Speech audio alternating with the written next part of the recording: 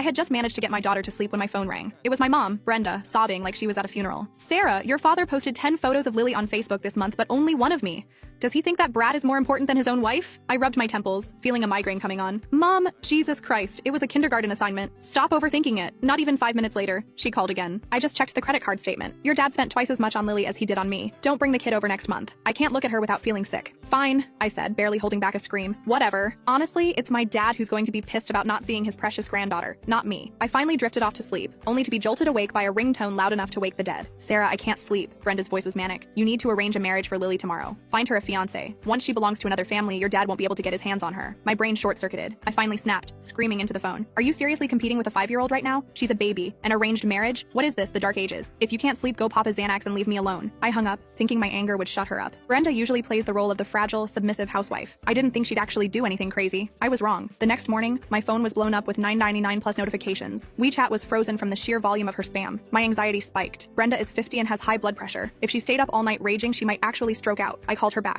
Immediately, I heard sobbing on the other end. "Sarah, are you just like your father? Now that you have Lily, you don't give a shit about me anymore. I poured my heart out to you all night and you didn't reply once." I brushed my teeth, trying to keep my voice steady. "Mom, unlike you, some of us haven't retired yet. I have a job. Even Lily has to go to preschool." Lily, it's always about her," Brenda screeched. "I get it now. In your heart, your mother means nothing compared to that little bitch." I rolled my eyes so hard it hurt. Ever since I gave birth, Brenda's pick-me syndrome flared up. She was terrified that a toddler was going to steal her spotlight. She started rambling, her voice dripping with venom. "You know how your father is. He attracts women like flies to shit. When he was a teacher, those college sluts were throwing themselves at him. I'm telling Lily to stay away from him for her own good." Rage boiled in my chest. "Mom, do you really want to bring up the past? That student went to Dad's office for math help. You were the one who stormed in screaming that they were banging on the desk. You cost him his job. You made me a laughingstock at school." That was the darkest time of my childhood. Thank God my dad, David, had a spine. He proved his innocence, quit teaching, started a business, and became a semi-famous CEO. Otherwise, our family would have been ruined. Brenda went quiet, probably remembering how she had to beg on her knees to stop David from divorcing her back then. But she doubled down on her twisted logic. "Sarah, I really think finding a rich husband for Lily now is smart. Dealing with the elites. You gotta lock it down early. It builds character. Plus, if Lily is spoken for, no other men, including your father, will get any funny ideas." It all boiled down to her sick fantasy that my dad wanted to sleep with my daughter. I watched Lily wash her face and smile at me in the mirror. A pure, innocent angel. My heart turned cold. "Stay the hell away from my daughter's love life. If you mention this again, I'm telling Dad, and let's see if he finally divorces you," Brenda screamed,